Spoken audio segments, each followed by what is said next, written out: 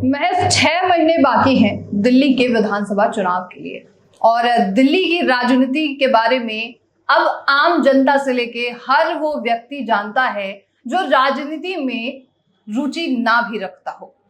आम आदमी पार्टी अभी तक कितने सारी चीजों से गुजर चुकी है, अलग अलग आरोपों से गुजर चुकी है और साथ ही आम आदमी पार्टी के मुख्य और प्रमुख नेता अरविंद केजरीवाल जेल से अब आके इस्तीफा देकर और फिलहाल पूर्व सीएम की उपाधि ले चुके हैं और उनका ये दावा है कि जब तक जनता उन्हें नहीं चुनती तब तक वो मुख्यमंत्री पद के लिए वापस से नहीं जाएंगे।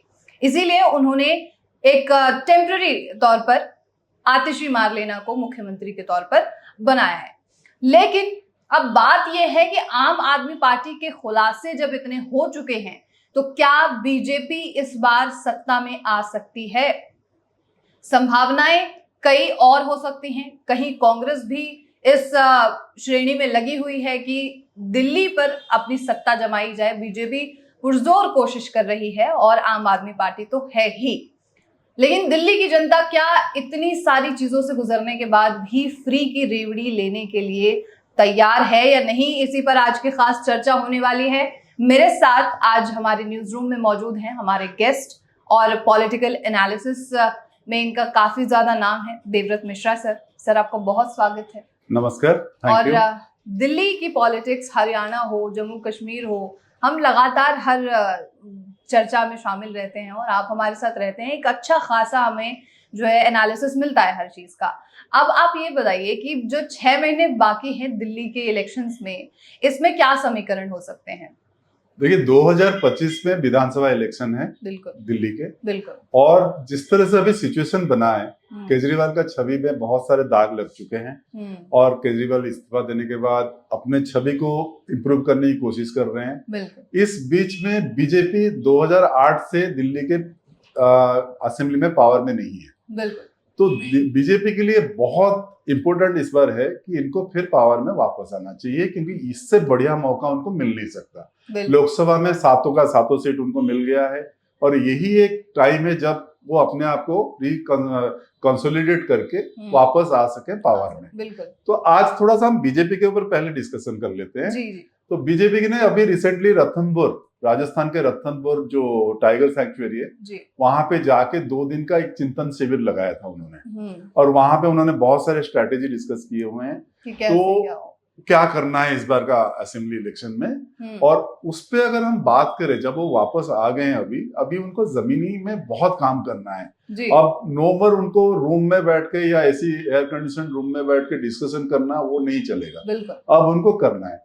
तो इसमें इंटरेस्टिंग एनालिसिस प्रज्ञा में आपको देना चाहता हूँ कि अगर आप देखें 2008 से लेके 2020 तक इलेक्शन जितने बार हुआ है उसमें बीजेपी 24 ऐसे असेंबली सीट है जिसमें एक बार भी नहीं जीते हैं। जैसे कि कौन कौन से सीट? ये 24 सीट मैं आपको पढ़ के सुना देता हूँ। जैसे तिमारपुर है, बादली है, मंगोलपुरी है, सदर बाजार, चांदनी चौक, पटपड़गंज, सीमापुरी, सिलमपुर, राजौरी गार्डन, विकासपुरी, जंगपुरा, ओखला, कोंडली, मालवीय नगर, मादीपुर, देवली, न्यू दिल्ली, कस्तूरबा नगर, माटिया महल, बल्लीमरन, पटेल नगर, अंबेडकर, सुल्तानपुरी, ऐसे इतने सारे जगह हैं जहां पे ये 2008 से लेके 2020 तक कभी जीते नहीं है। और अगर हम 2008 से इनका परफॉर्मेंस देखें तो 2008 में बीजेपी 23 सीट पे थे, फिर 2013 में 31 सीट हो गया, बट उसके बाद 2015 में 3 सीट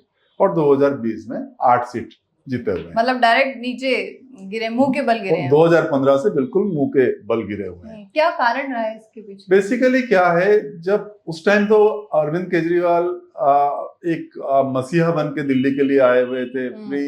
फ्री इलेक्ट्रिसिटी, वाटर, ये सारे जो चीजें थी वो जो हमारे जो बस्ती थे, जो झुग्गी झोपड़ी वाले थे, से लेके मिडिल क्लास, वो सारे उनके फेवर में थे। ये करप्शन के अगेंस्ट में फाइट करने के लिए आए थे केजरीवाल, भ्रष्टाचार के। At the same time BJP के साथ इशू ये था कि बीजेपी के कोई जो दिल्ली का अपना, जो अगर आप मदन लाल खुराना के बाद आप देखोगे या साहिब सिंह वर्मा, मदन लाल खुराना, उसके बाद से आपके पास दिखेगा नहीं कि बीजेपी का जो दिल्ली का अपना बंदा जो लीडर बने वो नहीं है। ओके। तो वो एक बहुत बड़ा मैटर करता है दिल्ली वालों के लिए। And at the same time Kejriwal जो उभरते हुए नेता निकले उस टाइम, वो उस टाइम उनके साथ कुमार विश्वास भी थे, जोगेंद्र शर्मा थे, बहुत सारे लोग थे जो मतलब एक अलग माहौल बन गया था। फिर फ्री में जो बट रहा था दिल्ली वालों को वो बहुत पसंद आ रहा था। उन्होंने उस टाइम दावा किया था कि स्कूल बढ़िया बना देंगे, सरकारी स्कूल बहुत अच्छा हो जाएंगे, और जो आपका मोहल्ला क्लिनिक और बहुत सारी चीजें उन्होंने किया था बुजुर्गों के लिए, तीर्थ यात्रा का, चारों धाम का यात्रा कराया था, ये सारी चीजें उन्होंने किया था।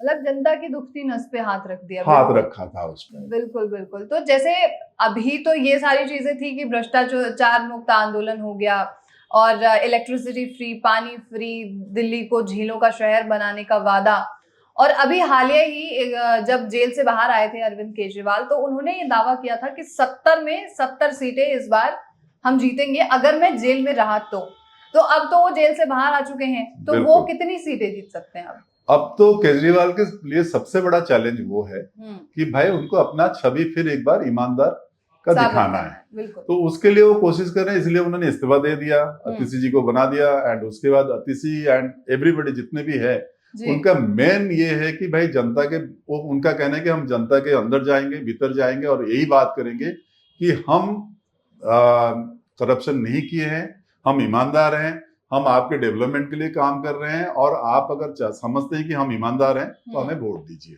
अब ये क्या कर, देखिए इसमें और एक स्ट्रैटेजी भी उन्होंने जोड़ दिया अभी, क्योंकि इनका अगर आपको याद होगा वो शीश महल जो प्रधानमंत्री है, जो मुख्यमंत्री आवास था, उसको लेके बहुत सारे बातें हुई थी, सारे चीजें अलग अलग। हाँ बिल्कुल। तो अब उन्होंने ये गेम खेलना स्टार्ट कर दिया कि मुख्यमंत्री के पास देखो अभी घर नहीं है, जो अरविंद केजरीवाल है उनके पास अभी घर नहीं है, तो वो इसको एक सहानुभूति लेने के लिए कोशिश कर रहे हैं वोटर से कि देखो हमारा जो एक्स, मतलब अरविंद केजरीवाल जिसके बारे में इतना कुछ बोला जा रहा था, उसका अपना घर नहीं है, वो घर ढूंढने के लिए अभी चारों तरफ घूम रहा है। तो इस तरह का स्ट्रैटेजी निकाल रहे हैं। आम आदमी पार्टी का मेजर स्ट्रैटेजी अभी यही है कि एक तो अपने आप को ईमानदार साबित करना, और दूसरा है पब्लिक सिंपैथी लेना।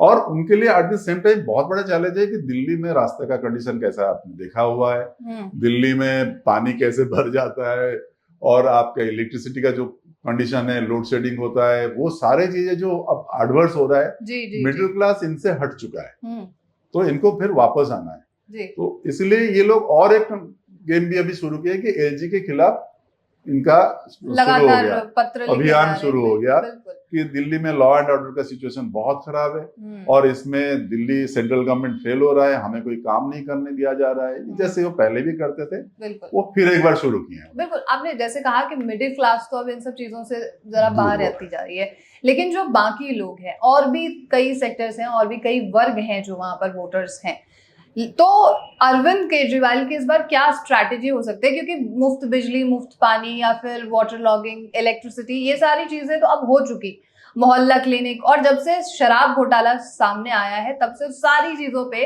पानी फिर चुका है। अब क्या स्ट्रैटेजी हो सकती है? बस अभी इनको यही समझ में है कि भाई हमें अपना छवि फिर एक बार क्लियर करना है। Door campaign. अब अतिशी एंड सारे जाके कोशिश कर रहे हैं कि दिल्ली में रास्ता सारे ठीक हो जाए, दिवाली से पहले रास्ता सारे ठीक हो जाए, कुछ डेवलपमेंट हो जाए, कुछ जो स्कूल्स के जो सीन है, जो मोहल्ला क्लिनिक के सीन है, वो ठीक हो जाए। अब इनका है कि डोर टू डोर कैंपेन करके लोगों में यही फिर एक बार बताया जाए कि नहीं, ये शराब घोटाला में मैं नहीं था, ये रूलिंग पार्टी का एक स्ट्रैटेजी था, सीबीआई और ईडी को अपने हाथ में रख के ये लोग हमारे को फंसाने की कोशिश कर रहे हैं। इस तरह का मैसेज अभी वो डोर टू डोर जाके सबको बताने की कोशिश कर रहे हैं। अब बीजेपी पे आते हैं कि बीजेपी के लिए ये कितना चैलेंजिंग होने वाला है। बीजेपी क्यों इस तरीके से जो चीजें समीकरण बना रही है, कोई चेहरा क्यों नहीं दे रही है? देखिए, इस बार जैसे लोकसभा इलेक्शन के टाइम पे एक तो बीजेपी के जो प्रदेश अधिकारी है वीरेंद्र सचदेवा, और उनका जो संगठन महामंत्री है पवन राणा है, इन दोनों के कॉम्बिनेशन में इन्होंने लोकसभा में बहुत अच्छा काम किया था, 7 का 7 सीट जीते थे। अब सेम कॉम्बिनेशन उनको अभी असेंबली इलेक्शन के लिए करना है, but at the same time इनको एक चीफ मिनिस्टर फेस दिखाना ही पड़ेगा दिल्ली वासियों को, ताकि दिल्ली वासियों में ये कॉन्फिडेंस आए कि हाँ, हमारे में से ही कोई इस बार चीफ मिनिस्टर बनने वाले हैं। तो हो सकता है बांसुरी स्वराज का नाम भी आ जाए, या आगे चल के और कोई फेस इनको दिखाना होगा। But at the same time अब बीजेपी के लिए सबसे ज्यादा जरूरी है कि ये 24 सीट जिसमें इनको कभी नहीं जीता है जी, वहां पे इनको जीतना है, सो दैट बाकी जो 46 सीट है उसमें से वो जीतेंगे तो 36 सीट के ऊपर जीत गए तो उनको मिनिस्ट्री बना सकते हैं। बिल्कुल। एंड इसमें इस बार इनको बहुत ज्यादा ग्राउंड लेवल पे काम करना पड़ेगा एंड अभी से उनको करना पड़ेगा। अगर एक छोटा सा एनालिसिस में आपको बताऊं, जैसे आम आदमी पार्टी जब लोकसभा इलेक्शन जब हुआ था तब आम आदमी पार्टी ने भी अपना एक कैलकुलेशन इंटरनल सर्वे कराया था, इंटरनल कैलकुलेशन किया था, जिसमें उनको ये दिखाई दिया था कि अराउंड 41 जो लोकसभा सीट में जो 41 विधानसभा कॉन्स्टिट्यूएंसी थे उसमें उनके कैंडिडेट हार रहे थे। अच्छा, मतलब मार्जिन 700 हो या 800 हो बट हारने का चांस बहुत ज्यादा था। तो उन्होंने ये भी देखा हुआ है, तो उसमें ये जो 24 सीट है वो भी उसमें है। तो इसलिए बीजेपी के पास इस बार चांस है जीतने के लिए। तो बीजेपी को ग्राउंड लेवल पे बहुत काम करना है, हर घर में जाना है, हर घर में जाके जमीनी स्तर पे काम करना पड़ेगा। बिल्कुल, मतलब आपकी स्ट्रैटेजी बीजेपी को भी कहीं ना कहीं अपनानी पड़ेगी। बिल्कुल। लेकिन जैसे हम देख रहे हैं कि लगातार बिजली, पानी और जो अन्य चीजें हैं, करप्शंस हैं, आपराधिक जो मामले सामने आते जा रहे हैं, उस पर आम आदमी पार्टी की तरफ से अब काफी ज्यादा रिएक्शंस आ रहे हैं। हालिया ही जो अरविंद केजरीवाल है उन्होंने कुछ न्यूज़पेपर के आउटलेट्स भी पोस्ट किए थे और उन्होंने कहा था कि दिल्ली में आपराधिक मामले इतनी तेजी से बढ़ रहे हैं कि अमित शाह अब संज्ञान भी नहीं ले रहे हैं, उन्हीं के अंडर ये सारी चीजें आती हैं। तो जो टारगेट आम आदमी पार्टी की तरफ से किया जा रहा है उस पर बीजेपी का एज सच कोई खास रिएक्शन है नहीं। ये इसके पीछे क्या स्ट्रैटेजी हो सकती है? बेसिकली अगर आप ध्यान से देखेंगे तो अरविंद केजरीवाल का ब्लेम गेम एक स्ट्रैटेजी रहता है। वो नेता बने हुए हैं ब्लेम कर करके। तो 2008 से लेके 2020 तक, मतलब अभी तक उन्होंने ब्लेम ही किया है। ये अगर आप देखेंगे तो 2008 में उन्होंने यही कहानी सुनाया था कि पुलिस हमारे पास नहीं है, सो दैट हम लॉ एंड ऑर्डर को कंट्रोल नहीं कर पा रहे हैं। एंड वो डेस्परेटली चाहते हैं कि पुलिस उनके अंडर आ जाए, जो पॉसिबल नहीं है क्योंकि सेंसिटिव बहुत सब्जेक्ट है। दिल्ली का strategic location and capital of India है, तो यहाँ पे ये दिया नहीं जा सकता कभी। जी जी जी। और बीजेपी को अभी बेसिकली बात ये करना है कि ये जो आम आदमी पार्टी का गवर्नमेंट है ये करप्ट है और हम डेवलपमेंट में फोकस कर रहे हैं। बाकी तो देखिए फ्री के रेमेडी तो सारे बांट रहे हैं, वो तो ये भी बांटेंगे वो भी बांटेंगे। बिल्कुल, राजनीति जिस तरीके से चलती है वो अपने चरम पर रहेगी। बिल्कुल। और इसमें कांग्रेस का क्या फैक्टर हो सकता है? ये आपने कांग्रेस सही बोला कि कांग्रेस का इस पे क्या रोल रहेगा, क्योंकि अभी तक हमने डिस्कशन में कांग्रेस को लाया नहीं है। बिल्कुल। बट यस, कांग्रेस का इस पर मेजर एक रोल रहेगा, इसलिए क्योंकि अगर ये कांग्रेस और आम आदमी पार्टी मिलके नहीं लड़ेंगे, अगर अलग अलग लड़ेंगे तो बीजेपी के लिए बहुत मतलब बेनिफिट मिलने वाला है, फायदेमंद होगा। बिल्कुल। तो कांग्रेस जो वोट खींचे, जो लेना है उनको, वो आम आदमी के ही वोट बैंक से ही लेंगे। ओके। तो आम आदमी वोट का जो वोट है वो कटने वाला है और बीजेपी कहीं ना कहीं इस बार सत्ता में आने की कोशिश कर सकती है। बिल्कुल। आपका बहुत बहुत शुक्रिया सर, एक खास जानकारी के लिए और खास डिबेट के लिए। Thank you so much. Thank you. तो ये थी पूरी जानकारी। और दिल्ली में विधानसभा चुनाव के अब 6 महीने बाकी हैं और 6 महीने जब बाकी हैं तो अलग अलग तरीके के पन्ने खुलते जा रहे हैं। आप देख रहे हैं कि आम आदमी पार्टी किस तरीके से लगातार हमलावर है और अब जाकर जनता की जो दिक्कतें हैं वो अब आपको रोजमर्रा में सुनने के लिए और जानने के लिए मिल रही हैं। तो राजनीति यही है। आपकी क्या प्रतिक्रिया है इन सभी चीजों को लेकर, उस पर हमें जरूर जानकारी दीजिएगा और ऐसे तमाम खबरों के लिए आप नेशनल खबर के साथ बने रहिए।